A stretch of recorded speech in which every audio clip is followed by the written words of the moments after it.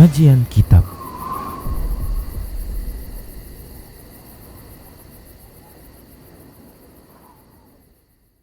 Assalamualaikum warahmatullahi wabarakatuh. Innal hamdalillah nahmaduhu wa nasta'inuhu wa nastaghfiruh wa na'udzu billahi min shururi anfusina wa sayyiati a'malina. May yahdihillahu fahuwal muhtadi wa may yudlil falan tajida lahu waliyyan mursyida. Asyhadu la ilaha illallah wahdahu la syarika lah wa asyhadu anna Muhammadan abduhu wa rasuluh alladzi la nabiyya ba'dah. Wa qala Allah subhanahu wa ta'ala, ya ayyuhalladzina amanu taqullaha haqqa tuqatih wa la tamutunna illa wa antum muslimun. Ya ayyuhalladzina amanu taqullaha wa qulu qawlan sadida yuslih lakum a'malakum wa yaghfir lakum dhunubakum wa may yuti'illaha wa rasulahu faqad faza fawzan 'azima. Ya ayyuhan nasu taqu rabbakumul ladzi khalaqakum min nafsin wahidah wa khalaqa minha zawjaha wa batha minhuma rijalan katsiran wa nisaa'a wattaqullaha alladzi tasaaluna bihi wal arham innallaha kana 'alaikum raqiba. Amma ba'du, nastaqal hadithi kitabullah wa khairul hadi hadi Muhammad sallallahu alaihi wasallam wa syarrul umur muhdatsatuha wa kullu muhdatsatin bid'ah wa kullu bid'atin dhalalah wa kullu dhalalatin finnar. Kaum muslimin dan kaum muslimat, para pemerhati Roja TV dan pendengar radio Roja dimanapun Anda berada, alhamdulillah kembali kita bertemu dalam kajian menuju negeri abadi. Kita membicarakan negeri abadi kedua, yaitu masalah surga. Yang lalu kita sudah bahas orang-orang yang pertama masuk surga, kemudian juga orang-orang miskin muhajirin yang lebih dahulu masuk surga dibandingkan orang-orang kaya. Dan juga kita sudah membahas terkait dengan adanya syafaat terhadap orang-orang yang masuk ke dalam neraka untuk dikeluarkan dari neraka dan dimasukkan ke dalam surganya Allah Subhanahu wa taala. Mereka yang mengucapkan la ilaha illallah dan mereka yang memiliki keimanan walaupun sebesar biji dzarrah, maka mereka akan dikeluarkan dari api neraka dan akan dibawa ke salah satu daripada sungai surga, dan mereka pun akan dimandikan oleh penduduk surga. Artinya penduduk surga akan menyiramkan mereka dengan air surga tersebut, dan mereka pun yang tadinya gosong, yang tadinya sudah menghitam, gosong, dan kembali menjadi putih. Dan kembali menjadi putih bagaikan kecambah yang baru tumbuh, ya, bahkan kecambah yang baru tumbuh. Dan mereka yang disebut oleh penduduk surga dengan sebutan al-jahannamiyun. Tapi ikhwah rahimani Allah wa iyyakum, ada kelompok yang mengingkari adanya syafaat bagi penduduk neraka. Kelompok ini yaitu kelompok Khawarij dan Mu'tazilah. Khawarij dan Mu'tazilah ini ikhwah adalah dua kelompok di mana mereka menyatakan setiap pelaku dosa besar, semua pelaku dosa besar di kalangan kaum muslimin, maka mereka itu tidak lagi dikatakan seorang muslim. Saya ulangi bahwasanya orang-orang Khawarij dan orang-orang Mu'tazilah, ya, orang-orang Khawarij dan orang-orang Mu'tazilah meyakini bahwasanya orang-orang muslim, kaum muslimin yang melakukan dosa besar, maka mereka tidak layak lagi dikatakan sebagai seorang muslim. Bedanya antara Mu'tazilah dengan Khawarij, orang Khawarij dengan tegas mengatakan mereka murtad, alias seorang muslim yang melakukan dosa besar maka mereka kafir. Seperti misalnya mencuri, kafir. Seorang muslim yang mencuri, kafir. Seorang muslim yang berzina kafir, berjudi kafir, murtad dari Islamnya. Itu kalau Khawarij, dia tegas mengatakan kafir alias murtad. Adapun Mu'tazilah, mereka tidak mengatakan mereka itu murtad atau kafir, tapi mereka mengatakan manzilah baina manzilatain. Seorang muslim, ya, seorang muslim yang melakukan dosa besar, maka dia sudah keluar dari Islam tapi tidak sampai kufur. Mereka berada di antara, posisi mereka berada di antara muslim dan kufur. Demikian ikhwah. Jadi kalau ada muslim, ada kafir, tengah-tengahnya. Kalau orang Khawarij tadi dengan tegas mengatakan dia kafir, digolongkan pada yang kafir. Orang Mu'tazilah mengatakan orang ini tidak dikatakan muslim dan tidak dikatakan kafir. Jadi al-manzilah bainal manzilatain, yaitu di antara muslim dan kafir. Hanya saja kedua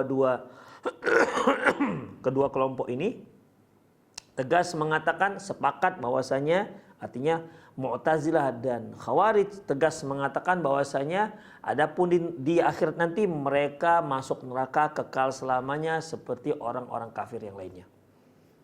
Itulah ikhwah keyakinan mereka terkait dengan masalah pelaku dosa besar. Angkaratil al-Khawariju wal Mu'tazilatu, bahwasanya asy-syafa'at asy-syafi'in fi ahlil kaba'iri walladzina umira bihim ilan nari alla yadkhuluha. Orang-orang Khawarij dan orang Mu'tazilah mengingkari adanya syafaat untuk para pelaku-pelaku dosa dan yang mereka sudah diperintahkan untuk masuk neraka dan tidak jadi masuk neraka. Jadi bagi mereka tidak ada itu. Ya, tidak ada yang sudah diperintahkan masuk neraka lantas nggak jadi masuk neraka, itu nggak ada. Kemudian bagi para pelaku dosa besar, ya pasti mereka masuk neraka. Tidak ada syafaat untuk mereka sehingga tidak jadi masuk neraka. Walladzina dakhaluha lam yukhriju minha. Adapun yang sudah masuk neraka tidak akan dikeluarkan lagi dari neraka. Yang sudah masuk neraka tak akan dikeluarkan lagi dari neraka. Demikian ikhwah. Mereka yang sudah diperintahkan untuk masuk neraka tidak akan bisa lagi, tidak akan ada orang yang menolong mereka untuk tidak jadi masuk neraka. Dan mereka yang sudah masuk neraka tidak akan ada seorang pun yang bisa mengeluarkan mereka dari neraka. Bagi mereka tidak ada yang disebut dengan syafaat. Qala al-Qurtubi rahimahullah, berkata Imam Al-Qurtubi rahimahullah, wa hadhihi syafa'atu anqaratha al-bid'ah al-mubtadi'atul khawarij wal mu'tazilah. Syafaat ini adalah syafaat yang diingkari oleh kelompok mubtadi'ah, oleh kelompok mubtadi' khawarij dan mu'tazilah. Famana'atha 'alal usulihimul fasid. Hal ini mereka tidak bisa menerima syafaat ini, konsep syafaat ini dikarenakan dasar landasan pemikiran mereka yang salah. Wa hiya al-istihqaqul aqli al-mabni 'ala tahsini wa taqbih. Karena bagi mereka bahwasanya akallah merupakan standarisasi untuk menilai sesuatu itu baik atau buruk. Demikian ikhwah. Jadi bagi orang-orang Khawarij, orang Mu'tazilah, kenapa mereka punya prinsip seperti ini? Pertama dikarenakan akal mereka dijadikan standar. Kalau menurut akal mereka buruk, buruklah dia. Kalau menurut akal mereka baik, baiklah dia. Demikian ikhwah. Bukan syariat. Ahlus Sunnah wal Jamaah menjadikan Al-Quran dan Sunnah itu sebagai standar penilai baik dan buruk. Kalau Al-Quran dan Sunnah menyatakan sesuatu itu buruk, maka kita harus terima itu keburukan. Baik masuk akal kita atau tak masuk akal kita. Kalau sudah dikatakan oleh Allah mengatakan, Allah dan Rasul yang mengatakan itu buruk, itu baik, maka itu kita katakan baik. Walaupun menurut akal kita belum bisa menerimanya. Kita harus sami'na wa ta'na, kita harus terima. Karena itu merupakan ucapan Allah dan ucapan Rasulullah sallallahu alaihi wasallam. Kalau Allah memberikan wahyu, kalau Rasulullah SAW, wa ma yantiqu 'anil hawa in huwa illa wahyu yuha. Rasulullah tidak berbicara dari hawa nafsunya. Itu merupakan wahyu yang telah diwahyukan kepada beliau. Demikian ikhwah. Jadi Ahlussunnah wal Jamaah menjadikan Al-Quran dan Sunnah sebagai standarisasi penilaian benar dan salah. Orang Khawarij dan orang-orang Mu'tazilah menjadikan akalnya sebagai standarisasi penilaian baik dan buruk. Dan ikhwah, kita ketahui sendiri, akal manusia itu bertingkat-tingkat, berbeda-beda. Bisa pengaruhnya dikarenakan pengaruh latar belakang pendidikan. Bahkan ikhwah, latar belakang pendidikan yang berbeda juga bisa. Misalnya yang ini jurusan eksakta, yang ini jurusan sosial misalnya. Cara berpikir mereka juga bisa berbeda. Ya, bisa berbeda. Itu yang sama-sama berpendidikan. Apalagi antara yang tak berpendidikan dengan berpendidikan. Yaitu masih pendidikan. Belum lagi akal itu akan berpengaruh terhadap, akan dipengaruhi dengan culture, yaitu kebiasaan setempat, budaya setempat. Belum lagi akal itu juga bisa dipengaruhi oleh keluarga, masyarakat, budaya. Bisa berpengaruh ikhwah, rahimani Allah wa iyyakum. Kalau kita lihat misalnya, kita lihat suku Asmat. Mereka berpakaian seperti itu, sebagaimana yang sudah kita ketahui, suku Asmat di Irian Jaya, itulah bagi mereka sebuah kebaikan, dan bagi mereka itu sudah baik. Bagi kita, ya belum baik. Itu ikhwah, ya, itulah akal. Itulah yang namanya akal. Oleh karena itu ikhwah rahimallahu wa iyyakum, keliru sekali orang yang menjadikan akal sebagai standar kebaikan. Ingat, makhluk pertama yang menampik, yang tidak mau melaksanakan perintah Allah adalah dikarenakan mengutamakan akalnya ketimbang perintah Allah. Dia adalah iblis. Ya, dia adalah iblis. Ketika Allah Subhanahu wa taala mengatakan, berfirman, wa idz qulna lil malaikati isjudu li adama fasajadu illa iblis. Ketika kami berkata kepada malaikat, sujudlah kalian kepada Adam. Fasajadu, semuanya sujud. Illa iblis, kecuali iblis. Aba wastakbara wa kana minal kafirin. Dia enggan dan dia takabur, dan dia termasuk orang-orang yang kafir, termasuk yang kafir pada Allah. Dalam surat yang lain, aba ilal iblis kana minal jinni fafasaqa an amri rabbih. Kecuali iblis nggak mau dia sujud kepada Adam alaihissalam. Dan dia termasuk kelompok jin dan ingkar terhadap perintah Allah Subhanahu wa taala. Ketika dia tidak mau sujud, Allah bertanya kepada si iblis, "Ma mana'aka alla tasjuda id amartu?" Iblis, kenapa ente enggak mau sujud? Kan aku yang perintah, kata Allah. Ma mana'aka alla tasjuda id amartuk. Apa yang menghalangimu sehingga engkau tidak mau sujud padahal aku yang suruh? Apa kata si iblis? Ana khairum minhu. Tidak ya Allah, enggak mau. Kenapa? Aku lebih baik ketimbang si Adam. Khalaqtani min nar wa khalaqtahu min tin. Alasannya kenapa? Enggak layak aku sujud kepada Adam. Karena engkau ciptakan aku dari api dan engkau ciptakan si Adam dari tanah. Menurut logikanya iblis, enggak layak yang diciptakan dari api sujud kepada yang diciptakan dari tanah. Lupa kalau iblis itu bahwasanya itu kan asal muasalnya. Kalaupun api lebih tinggi derajatnya ketimbang tanah, kalaupun ya kita katakan kalaupun, ikhwah, tapi kan mereka itu bukan masih api. Iblis bukan masih api. Sementara Nabi Adam bukan masih tanah, dia sudah berupa manusia. Walaqad karramna bani Adam. Sungguh kami telah memuliakan Bani Adam. Asal mereka kan ikhwah. Kalau Nabi Adam dari tanah. Manusia yang lain kan dari sperma. Tapi apakah kita sekarang bentuknya sperma? Kan tidak ikhwah. Sudah berubah menjadi manusia. Laqad khalaqnal insana fi ahsani taqwim. Kami ciptakan manusia dengan sebaik-baik ciptaan. Demikian ikhwah. Kita tidak lagi sperma sudah. Ya kalau berupa sperma ya orang jijik dengan kita. Makanya ini logika si iblis tidak bisa diterima. Logika dia pada waktu itulah hujah yang paling kuat sehingga dia berani lancang mengingkari ataupun tidak mau tunduk terhadap perintah Allah Subhanahu wa taala sehingga Allah marah, Allah usir dia dari surga. Itu gara-gara apa ikhwah? Gara-gara mendahulukan akal. Akal makhluk itu ikhwah terlalu lemah, terlalu terbatas. Sepintar-pintarnya makhluk tetap sangat terbatas akalnya. Demikian ikhwah, ya. Sepintar-pintarnya tetap akalnya terbatas, sangat terbatas dan sangat terbatas. Makanya tidak bisa akal kita ini dijadikan sebagai standar utama untuk menilai baik dan buruk.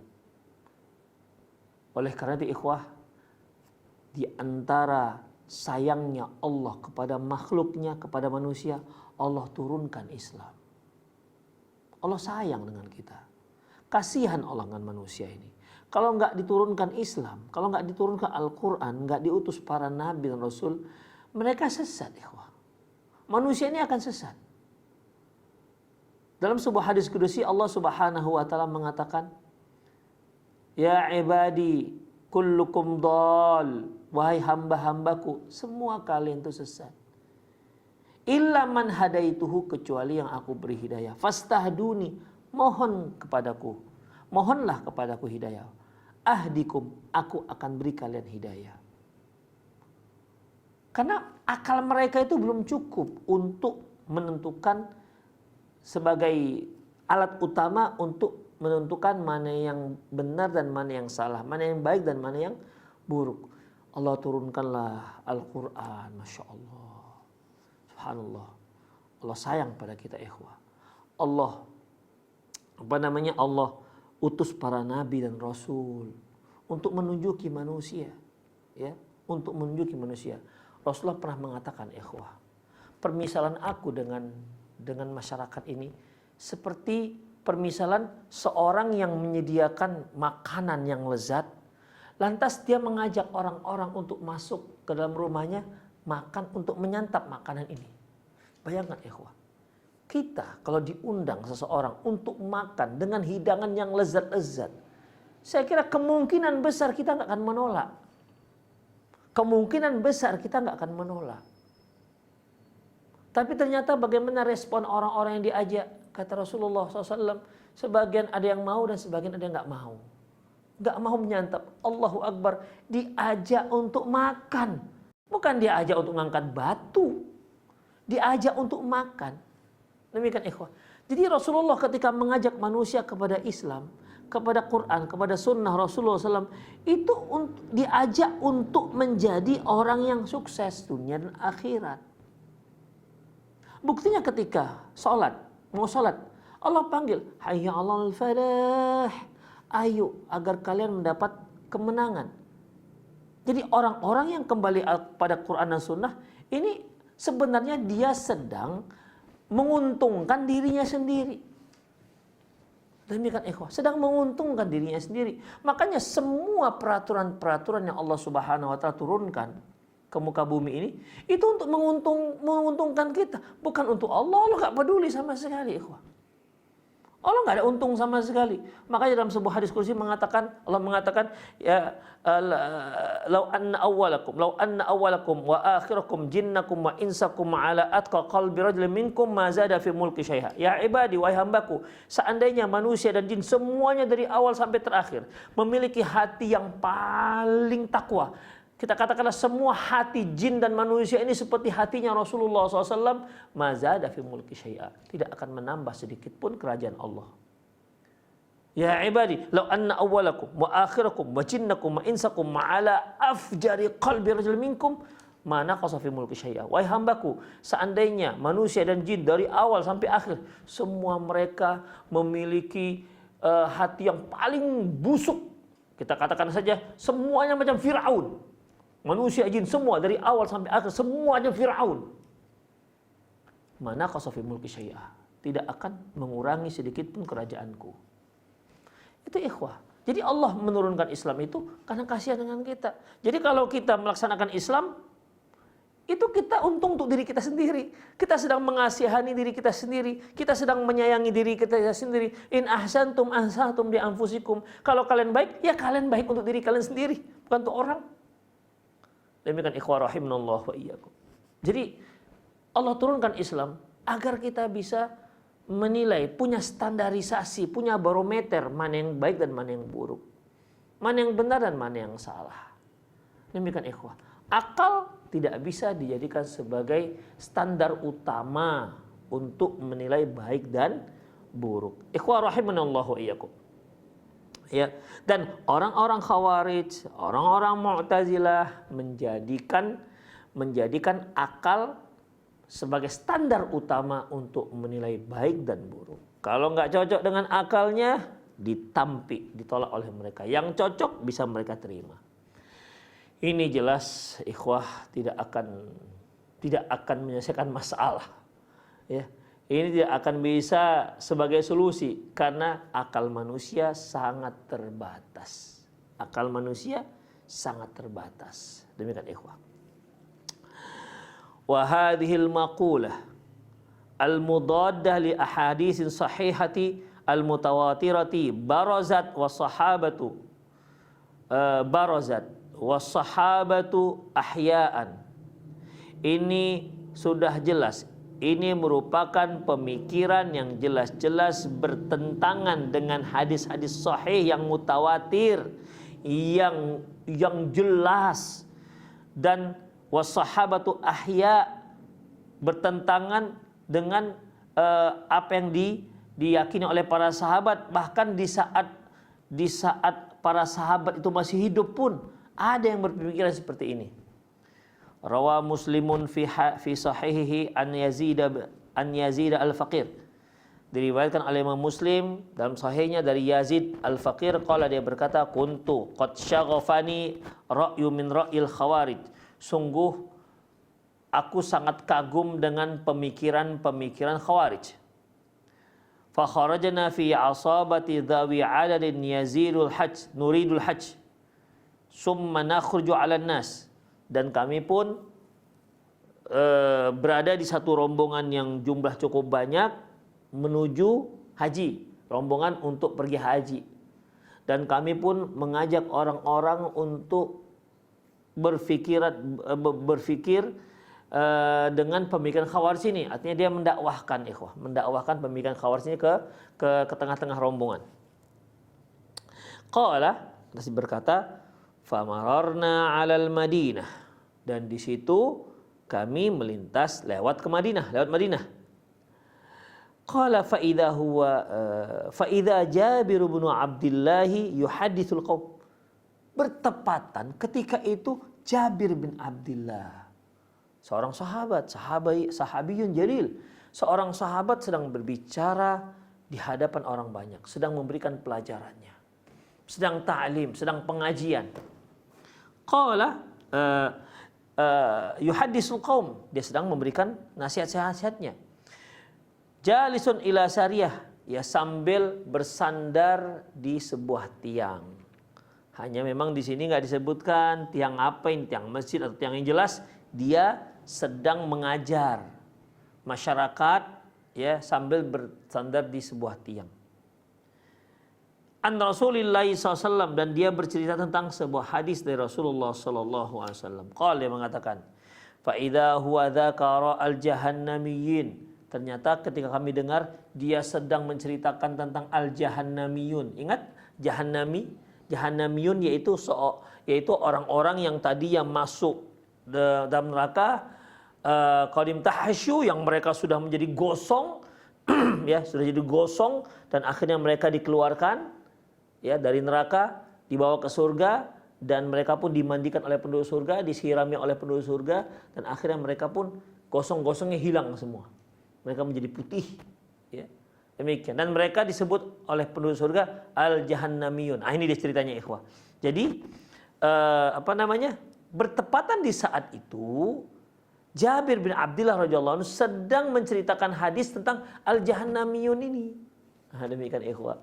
Kan kita ketahui tadi bahwasanya orang-orang Khawarij tidak meyakini menentang adanya syafaat. Kalau yang sudah masuk neraka ya sudah mereka kekal selamanya. Karena bagi mereka yang pelaku dosa besar itu murtad, keluar dari Islam, makanya nggak akan mungkin keluar dari neraka. Tapi ternyata di sini ada kisah dari Rasulullah SAW tentang al-jahannamiyun, yang orang-orang neraka yang akhirnya keluar dari neraka dan masuk ke dalam surga. Qala, setelah mendengar, qultu lahu, aku pun berkata kepada Jabir bin Abdullah. Maksudnya yang berkata ini adalah Yazid al-Faqir. Yazid al-Faqir berkata kepada Jabir bin Abdullah, ya sahiba Rasulullah SAW, madza alladhi tuhadditsuna bihi? Wahai sahabat Nabi, wahai sahabat Rasulullah, Anda ini sedang menceritakan apa? Hadis apa yang sedang Anda ceritakan? Bukankah Allah Subhanahu wa taala berfirman, innaka man tudkhilil nar faqad akhzaitah. Sesungguhnya barang siapa yang engkau masukkan ke dalam neraka, sesungguhnya engkau telah menghinakannya. Dalil dia. Artinya kalau sudah masuk neraka ya sudah hina. Kenapa dimasukkan ke surga lagi? Gitu maksudnya. Jadi Yazid al-Faqir berdalilkan dengan ayat ini. Kemudian dia juga membaca ayat yang lain, kullama aradu ay yakhruju minha u'idu fiha. Setiap kali penduduk neraka itu mau keluar dari neraka, dikembalikan lagi masuk ke dalam neraka. Terus Anda bilang apa tadi? Kok ada yang orang neraka masuk ke dalam orang neraka yang akhirnya dikeluarkan dari api neraka, sementara Allah mengatakan yang masuk neraka pasti akan hina selamanya, dan orang-orang yang berusaha untuk keluar dari neraka akan dikembalikan ke dalam api neraka. Famadzal ladzi taqulun? Terus bagaimana komentar Anda dengan ayat ini? Masya Allah, ternyata orang-orang Khawarij juga punya dalil. Makanya ikhwah, kita sebagai seorang muslim harus belajar. Karena kelompok-kelompok sesat pun mereka punya dalil. Walaupun dalil mereka itu yang mereka cocok-cocokkan tidak sesuai dengan pemahaman para salafus soleh terdahulu. Mereka ambil dalil, ya kira-kira cocoklah dia. Demikian, dicocok-cocokkan. Padahal bukan itu maknanya. Apakah mungkin hadis Rasulullah ataupun sabda Nabi SAW bertentangan dengan firman Allah Subhanahu wa taala, sementara Rasulullah itu merupakan penterjemah dari firman Allah Subhanahu wa taala. Taib. Famadzal ladzi taqulun? Bagaimana menurut Anda? Qal ataqra'ul Qur'an? Jabir bin Abdullah bertanya balik. Apakah kamu membaca Quran? Kata Yazid al-Faqir, ya, saya baca Quran. Kemudian, hal sami'ta bimaqami Muhammadin alaihi salam? Tidakkah engkau pernah mendengar bagaimana dalam Al-Quran itu posisi yang akan Allah tempatkan di sana Rasulullah sallallahu alaihi wasallam? Ada enggak kamu baca di situ bahwasanya Rasulullah SAW akan ditempatkan oleh Allah Subhanahu wa taala dalam posisi yang paling tinggi? Qultu na'am, kata Yazid al-Faqir, ya, aku pernah membaca. Qala fa innahu maqamu Muhammadin sallallahu al-mahmud. Itu adalah posisi Nabi sallallahu alaihi wasallam yang sangat terpuji, alladzi yukhrijullahu bihi may yukhrij, di mana dengan itu Allah akan mengeluarkan orang-orang siapa saja yang Allah ingin keluarkan dari api neraka. Jadi maqam mahmud, yaitu ketika Rasulullah SAW ditempatkan di tempat yang tertinggi dari secara mutlak dari semua umat manusia, dia diberi izin untuk memberi syafaat. Dia diberi izin untuk memberikan syafaat seperti yang telah kita bacakan di kajian-kajian lalu. Qala summa na'ata wada'a syirat. Kata Yazid al-Faqir, kemudian Jabir bin Abdullah melanjutkan kajiannya dan menceritakan tentang sifat ataupun ciri-ciri daripada sirat, ya, sirat. Wa marra alaihin nas, dan orang-orang yang melintas di atas sirat ini. Ikhwah, kita kan sudah bicarakan pada kajian perjalanan setelah kematian, ya, tentang terkait dengan masalah sirat, atau sama ya judulnya, menuju negeri abadi, di mana orang-orang kafir itu sudah dimasukkan ke neraka, ya, mereka tidak melalui sirat, mereka langsung masuk neraka. Adapun orang-orang munafik, orang-orang mukmin akan terpisah. Tinggallah orang-orang mukmin. Mereka inilah ikhwah orang-orang mukmin yang akan masuk ke dalam surga dengan tanpa hisab, mereka yang dihisab dan mereka yang akan dimasukkan ke dalam neraka. Mereka inilah yang akan melintas di atas sirat. Yang sirat itu tajam, ya, seperti pedang, sebagaimana yang dikatakan Rasulullah SAW yang sudah kita kaji. Ada yang melintas itu bagaikan kilat sampai ke seberang. Ada yang kencangnya itu bagaikan angin sampai ke seberang. Ada yang kencang kecepatannya itu bagaikan tunggangan kuda yang tercepat. Ada yang lari cepat. Demikian ikhwah. Ada yang berjalan, ada yang merangkak, ada yang kadang dia tergantung kemudian balik lagi, ada yang sudah tergantung-gantung dan akhirnya jatuh. Begitulah Jabir bin Abdullah menceritakan tentang kisah orang-orang yang sedang lewat meniti sirat, titian. Qal, maka berkatalah Yazid al-Faqir, wa akhafu alla akuna ahfadhu dzalik. Aku khawatir apa yang kau dengar itu aku lupa. Qala ghairu annahu qad za'ama anna qauman yukhrijuna minan nar ba'da ayyakunu fiha. Hanya saja yang paling ku ingat adalah beliau mengatakan nanti orang-orang ada di dalam neraka itu, orang-orang yang sudah masuk neraka akan dikeluarkan dari api neraka. Kalau ini aku ingat betul. Ya. Kalau yang lain-lain ya masih sama-sama, tapi kalau masalah ini karena bertentangan dengan yang dia yakini sebelumnya. Tapi kalau untuk satu ini, yang tadinya dia si Yazid al-Faqir ini kan meyakini yang sudah masuk neraka nggak akan keluar lagi dari neraka. Karena itu keyakinan dia ketika Jabir bin Abdullah menceritakan tentang hadis di mana akan ada syafaat untuk mengeluarkan orang-orang yang dalam neraka untuk masuk ke surga, ini betul-betul fokus dia. Kalau yang ini aku ingat sekali bahwasanya Rasulullah mengatakan bahwasanya nanti ada di antara orang-orang yang masuk neraka itu dikeluarkan dari api neraka. Kalau ini aku ikut betul, kata beliau. Yakni fayakhrujuna ka'annahum 'idas samasim.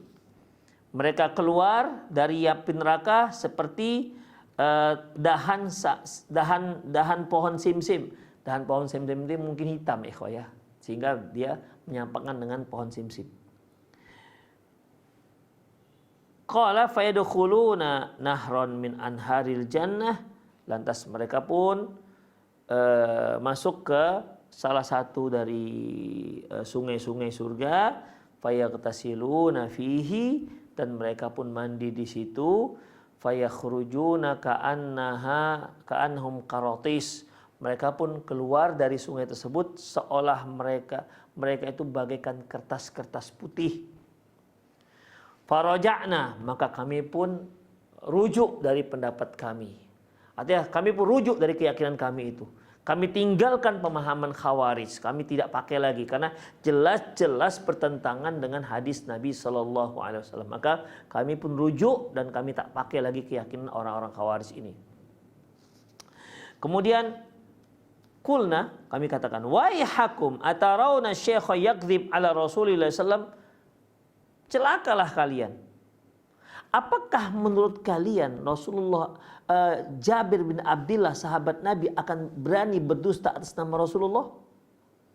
Demikian. Kan tadi Yazid al-Faqir ini kan di perjalanan mereka mengajak orang-orang untuk meyakini apa yang diyakini oleh orang Khawarij kan? Karena dia kan dia katakan di awal bahwasanya dia sangat takjub dengan pemikiran Khawarij. Di antara pemikiran Khawarij yang sudah masuk neraka ya sudah habis ceritanya. Tidak akan pernah lagi keluar dari neraka. Tapi ternyata ketika dia bertemu dengan Jabir bin Abdullah, malah dia menceritakan hadis yang kasusnya persis sebagai jawaban atas rusaknya apa yang mereka yakini. Lantas Jabir bin Abdullah, Yazid al-Faqir ketika mendapatkan hadis ini, dia pun mulai mendakwahkan ke rombongan. Apa katanya? Menurut kalian, apa mungkin Jabir bin Abdullah sahabat Nabi berdusta atas nama Nabi? Atau kalian anggap dia berdusta karena bertentangan dengan pemikiran kalian? Demikian ikhwah. Kemudian fala wallah, demi Allah tidak. Tidak akan mungkin Jabir bin Abdullah berdusta atas nama Nabi.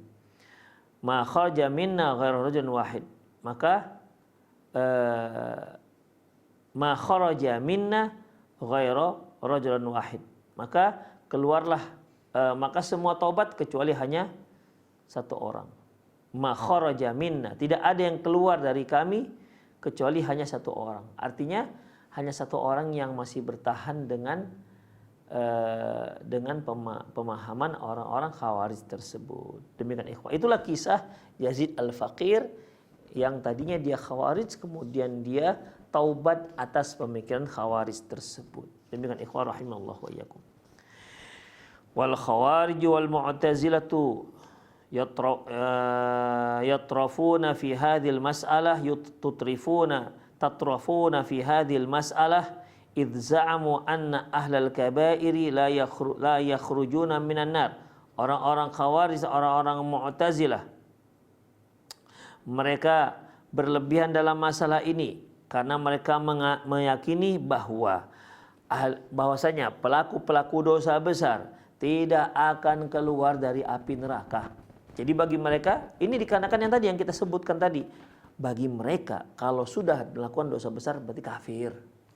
Itu bagi mereka. Atau Mu'tazilah enggak berani mengatakan kafir, tapi dia katakan ya enggak muslim lagi, begitu.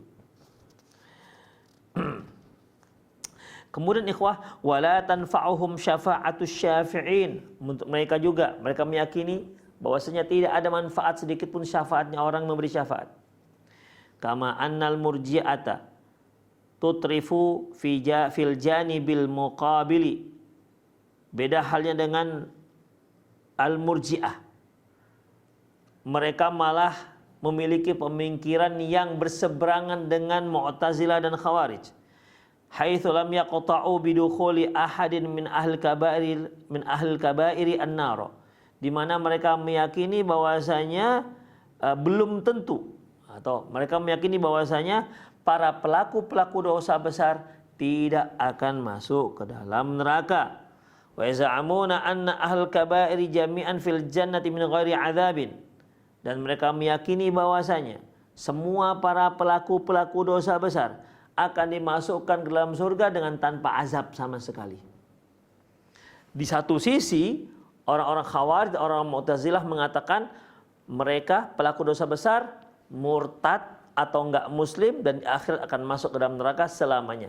Di sisi seberang, ya, yang bertentangan dengan Khawarij dan Mu'tazilah mengatakan enggak begitu. Dia adalah orang-orang Murji'ah. Mereka mengatakan, orang Murji'ah mengatakan bahwasanya enggak, pelaku-pelaku dosa itu enggak masuk neraka. Mereka, karena mereka sudah beriman, ya walaupun mereka itu melakukan dosa besar, tapi mereka tetap masuk, maka tetap masuk ke surga, tidak akan melalui via neraka. Demikian, betul-betul sangat bertentangan 180 derajat. Orang Mu'tazilah, orang Khawarij mengatakan kekal selamanya. Orang Murji'ah mengatakan tak akan masuk ke dalam neraka. Kemudian wakila fariqaini mukhalifun li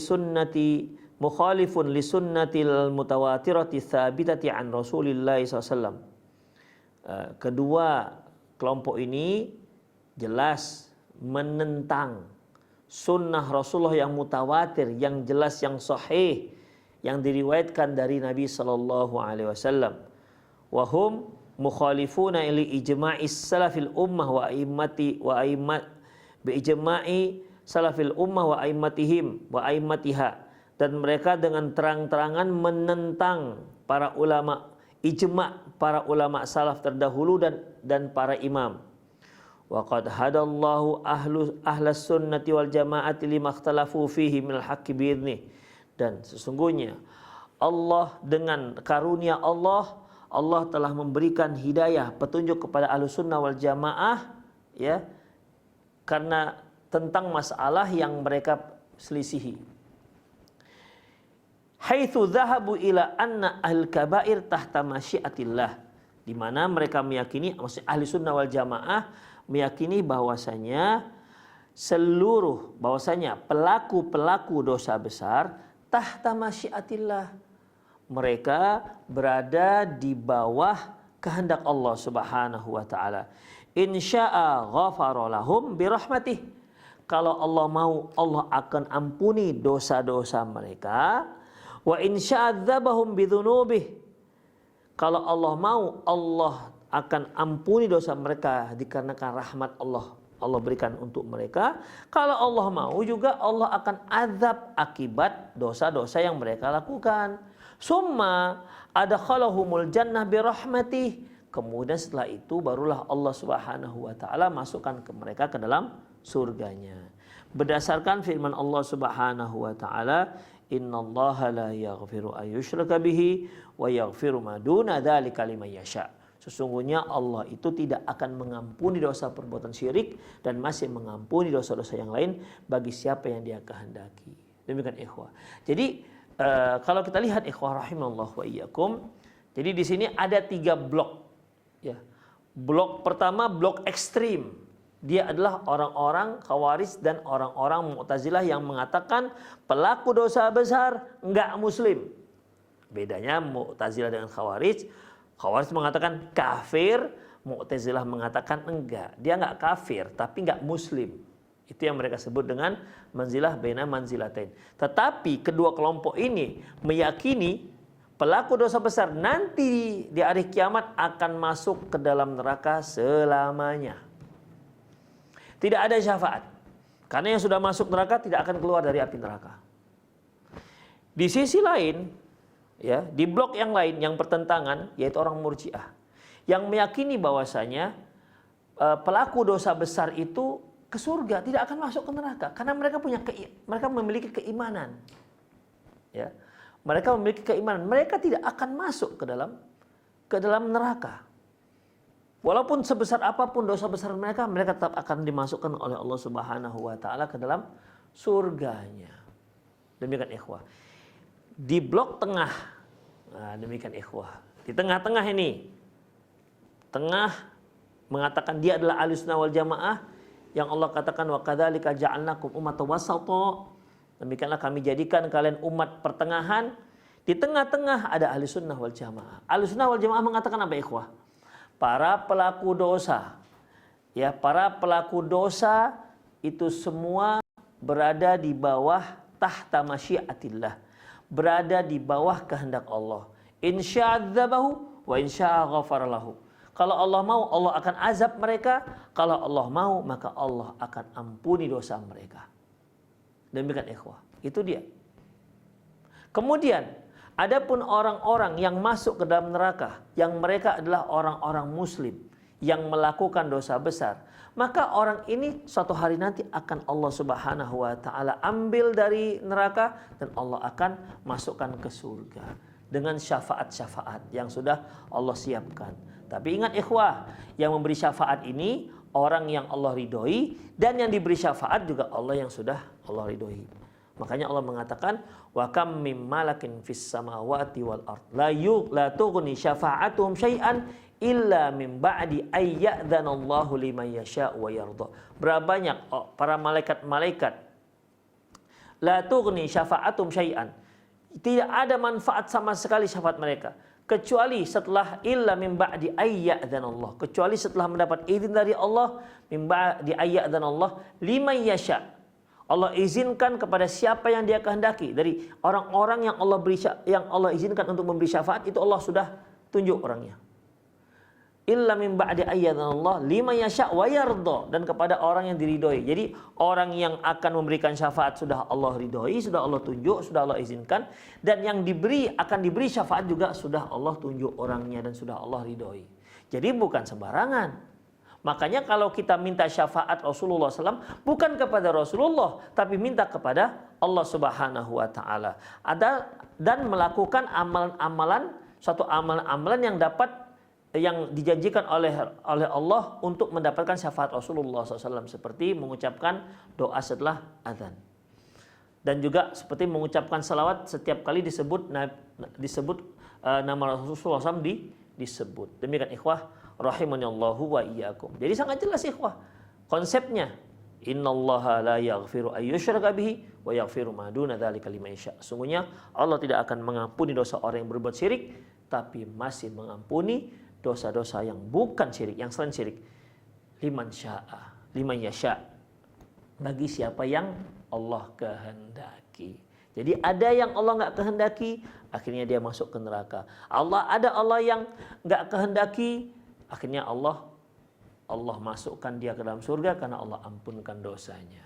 Demikian ikhwah rahiminallah wa iyyakum. Lantas apa dalil orang-orang Khawarij dan orang Mu'tazilah ini?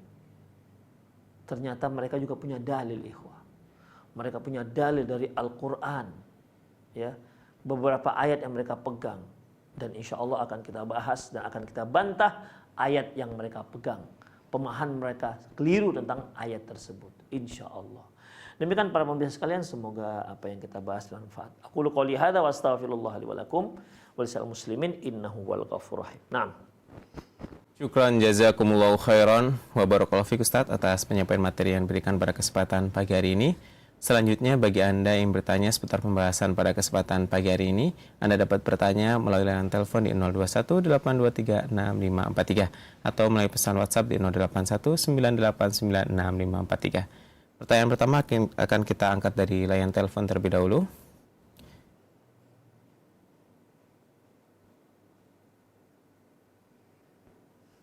Baik, nampaknya belum terhubung. Kita bacakan dari pesan singkat. Assalamualaikum warahmatullahi wabarakatuh. Izin bertanya Ustadz, apakah yang termasuk dosa-dosa besar yang dapat diampuni oleh Allah Subhanahu wa taala? Silakan Ustadz. Ikhwah azallahu wa iyyakum, semua dosa besar ada kemungkinan diampuni oleh Allah Subhanahu wa taala. Imam Adz-Dzahabi, hanya memang perlu kita ketahui juga ciri-ciri dosa besar yang disebutkan oleh Imam Adz-Dzahabi dalam kitab Al-Kabair. Di antara ciri-ciri dosa besar itu, pertama ada sebutan laknat. Seperti Rasulullah mengatakan, la'anallah al-musyabbihina bin nisa wal musyabbihatu birrijal wal musyabbihati al-musyabbihina bin nisa wal musyabbihati birrijal. Allah melaknat laki-laki yang menyerupai perempuan, perempuan yang menyerupai laki-laki. Itu di antaranya. Ya. La'anallah al-musawwirun. La'anallah al-yahud wan nasara ittakhadhu qubur anbiya'ihim al-masajida, misalnya. Allah melaknat Yahudi dan Nasrani yang telah menjadikan kuburan nabi mereka menjadi masjid. Itu di antara yang laknat. Ada sebutan laknat. Yang kedua, ada sebutan bari. Aku berlepas diri. Seperti Rasulullah mengatakan, aku berlepas diri dari orang-orang yang tinggal di tengah-tengah pemukiman orang musyrik. Itu tidak boleh. Berarti tidak boleh. Yang ketiga, yaitu ada ancaman hukum had. Hukum had ini artinya hukum yang ditetapkan sebagai hukuman fisik. Seperti yang berzina, kalau dia masih masih perjaka, dicambuk 100 kali. Kalau dia sudah berkeluarga, maka dirajam sampai mati. Pencuri potong tangan. Nah, ini kan sudah ditetapkan dalam hukuman-hukuman yang sudah ditetapkan dalam Al-Qur'an. As-sariq was-sariqatu faqta'u aydiyahuma jazaa'an bima kasaba nakalan minallah. Perempuan yang mencuri, laki-laki yang mencuri, maka potong tangannya sebagai hukuman dari Allah Subhanahu wa taala.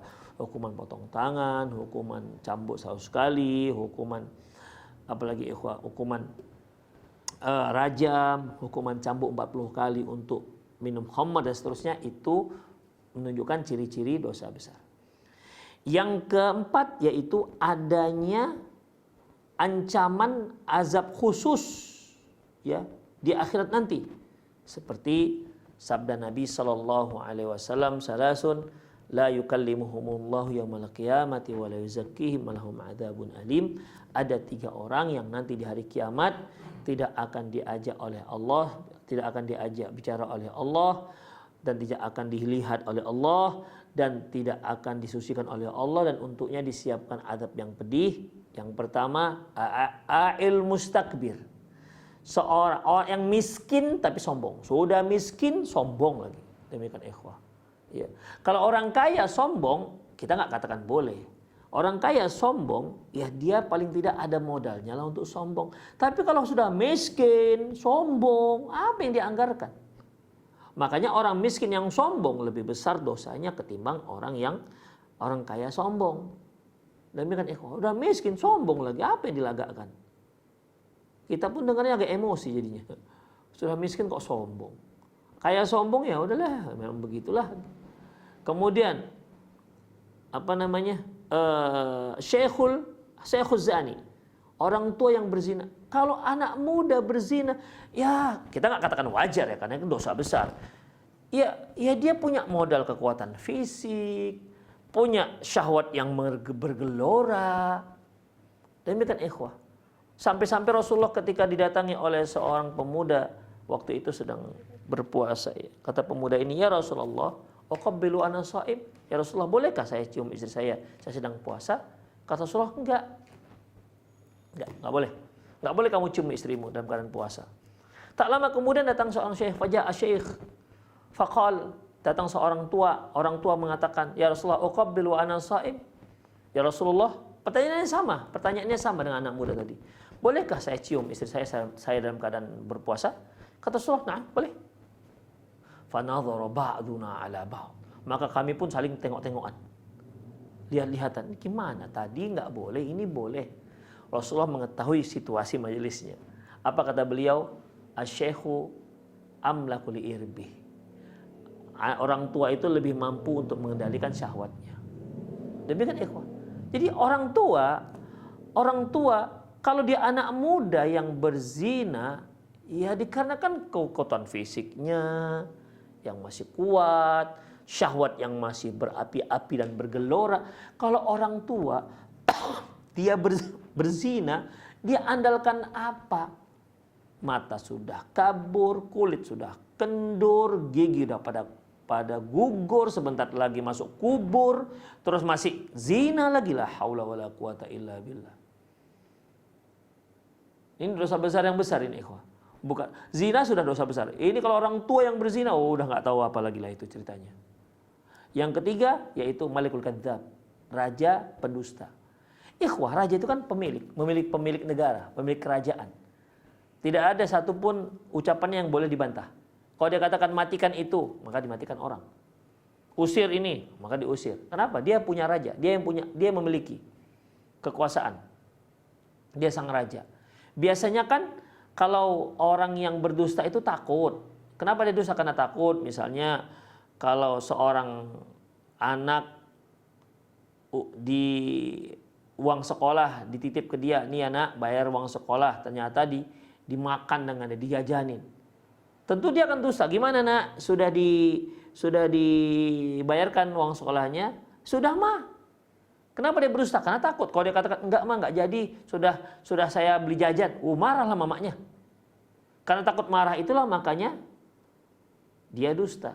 Sekarang kalau raja berdusta, apa yang dia takuti sampai dia harus berdusta? Kalau dia katakan sebenarnya saja nggak akan ada yang berani melawan. Jadi bagaimana ikhwah? Itu tandanya memang tabiatnya sudah sangat buruk. Itu ikhwah. Ya, jadi ada ancaman khusus di akhirat nanti. Ini merupakan salah satu daripada 4 dari beberapa ciri-ciri dosa besar yang disebutkan. Kalau Imam Adz-Dzahabi menyebutkan 4 ciri ini. Oleh karena itu ikhwah, yang terpenting bagi kita adalah untuk mengetahui ciri-ciri dosa besar. Ya, kemudian apalagi ikhwah, semua dosa besar bisa diampuni oleh Allah Subhanahu wa taala. Sebesar apapun dosa besar itu. Sebesar apapun dosa besar tersebut. Tapi kalau sudah masuk pada wilayah syirik, Allah tak akan ampuni barang siapa yang melakukan dosa besar dan dia tak sempat bertobat dari dosa besar tersebut, maka Allah akan ampuni dan mungkin juga Allah tak akan ampuni. Ada kemungkinan dia. Tapi kalau dia sempat bertobat, aman ikhwah. Sebelum meninggal sempat bertobat, dia ada dosa besar. Kalau tobat ikhwah, dari dosa apapun Allah akan ampuni. Dalam sebuah hadis kudusi, Allah mengatakan, ya wahai hambaku, walaupun dosa-dosamu sepenuh langit, anak-anak sama sampai sepenuh langit, kemudian kalian bertobat, Allahu Akbar, Allah akan ampuni. Aku ampuni semua, takkan kupedulikan, ku ampuni semua, kata Allah. Kalau sempat taubat, apapun dosa kita, ikhwah, akan diampuni oleh Allah Subhanahu wa taala.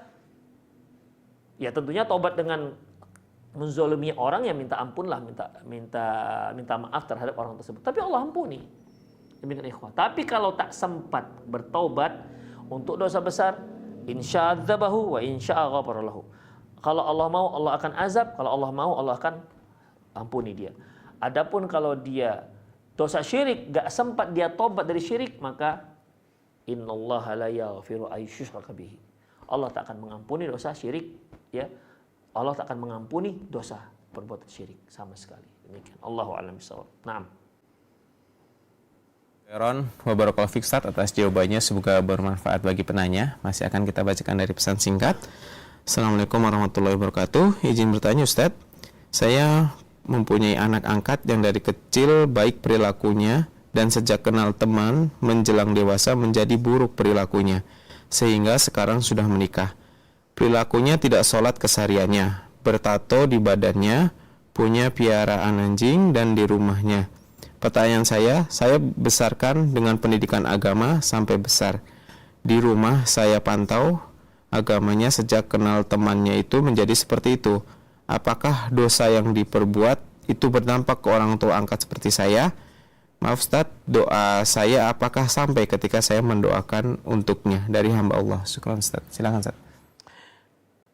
Jazakumullah khairan, barakallahu fiik. Ikhwah, perlu kita ketahui kaum muslimin sekalian bahwasanya doa yang dipanjatkan seorang muslim untuk muslim yang lain, siapapun dia, maka doa ini akan sampai. Ya. Bahkan salah satu doa yang mustajab, kita mendoakan saudara kita tanpa dia ketahui kita mendoakannya. Mustajab. Dan malaikat akan mengatakan, walaka kamislih, untukmu seperti yang kamu doakan untuk saudaramu yang dia nggak tahu. Mustajab. Jadi kita doa apa saja kita panjatkan untuk muslim siapapun sampai ikhwah. Dalilnya yaitu ketika kita salat jenazah. Isinya kan Allahumma firlahu marhamhu wa'afi wa seterusnya kan. Apakah kita mendoakan itu tunggu nengok dulu, lihat dulu bahwa jenazahnya kerabat? Kan enggak.